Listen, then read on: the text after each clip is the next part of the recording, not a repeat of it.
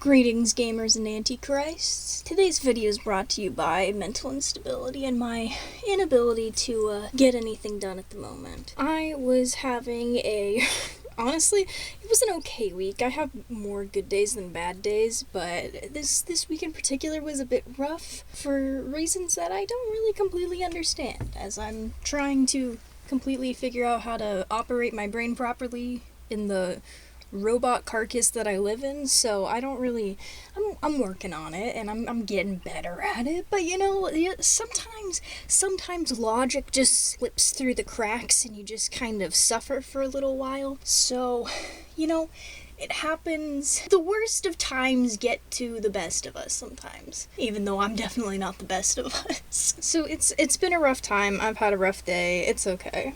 It's okay, it's fine, because, you know, I feel like I say the same things every single time I post a video on this channel. It's just, I'm having a rough time. It's okay. This is life. And it is. It is. But when your hero's journey is just continually repeating the same, 3 steps, it gets kind of exhausting. Probably because I am not taking the hero's journey because I am no hero. But anyway, life sucks, and then you die. It's fine. So, I'm gonna show you the project that I started and then scrapped because I didn't like it. So I started a snowy ice skating scene.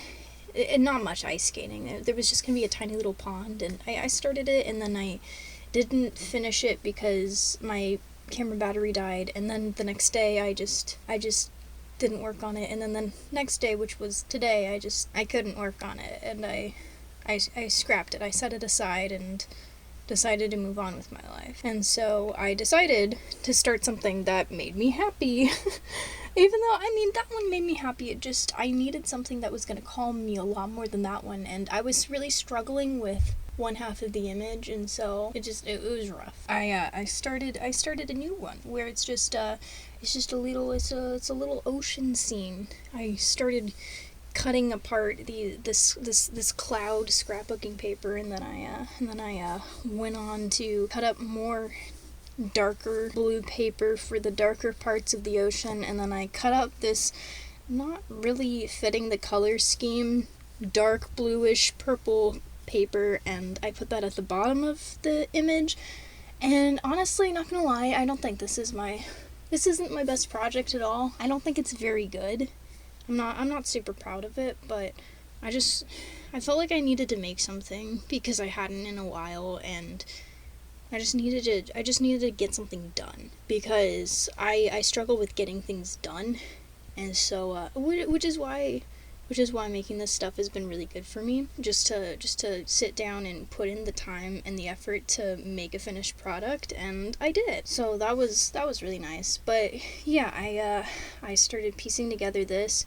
The most frustrating part of this one was the blue cloud paper because it had a sheen on it that made it really difficult to glue, and so pieces kept popping off because I wasn't putting enough glue on them, and yeah, it was just frustrating, but it's fine because I figured it out and I worked it all out and it was fine. I added a couple of little green pieces in there just to emulate, I don't know, sea foam, I guess. And then I made the worst looking fish I've ever seen in my life.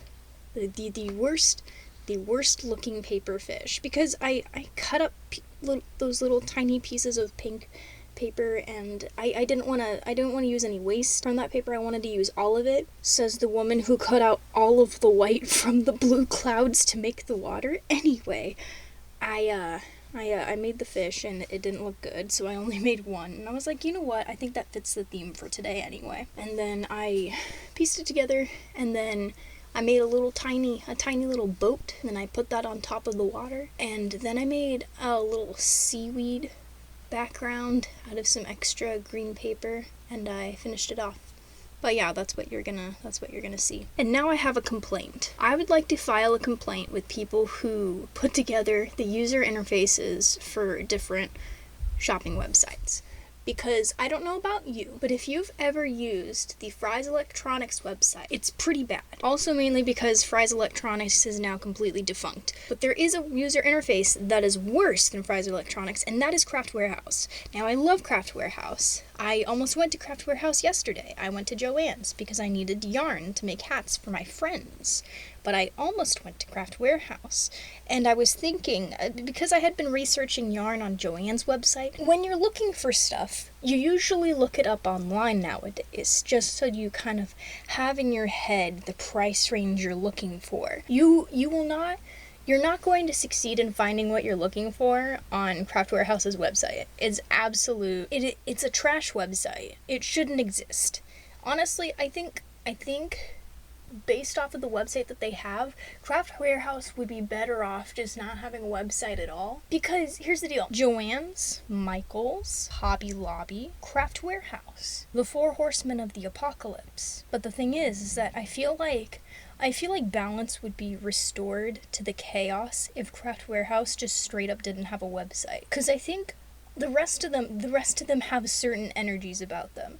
And I think the funny thing about Craft Warehouse, conceptually, would be if it didn't have a website at all. I think it would still survive, and I think that would be funny. I think it would go along with the energy, with the theme, with the aesthetic.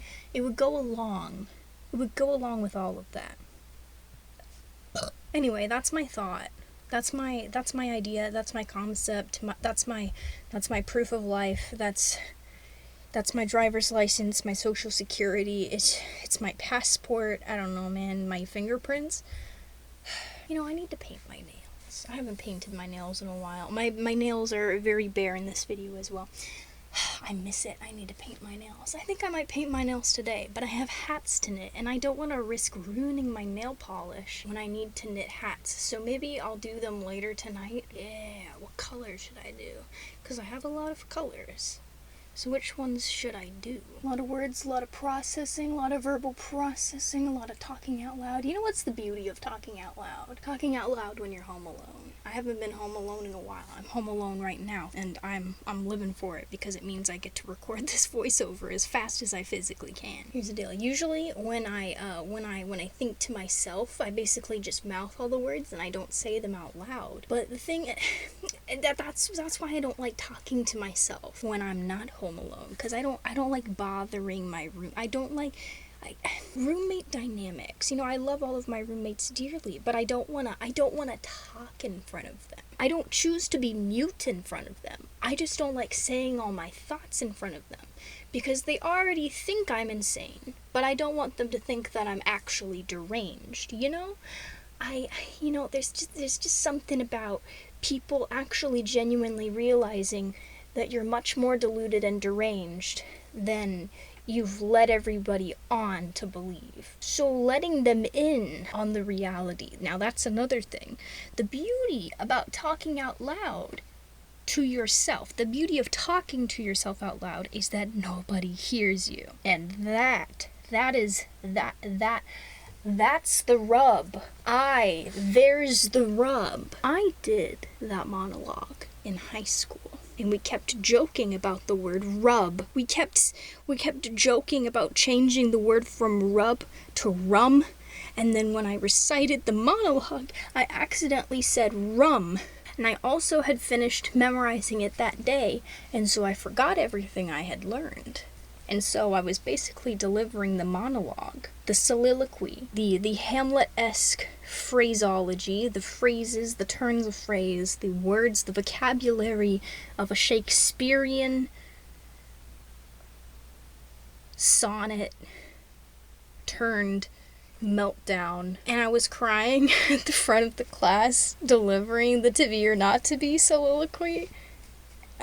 As my teacher slowly gave me different lines because I couldn't remember them, and I got a C-.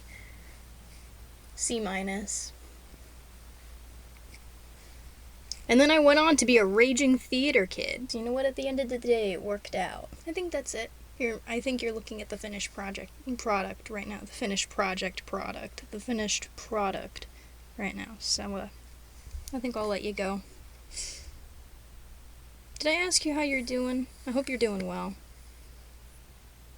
See you next time. Bye.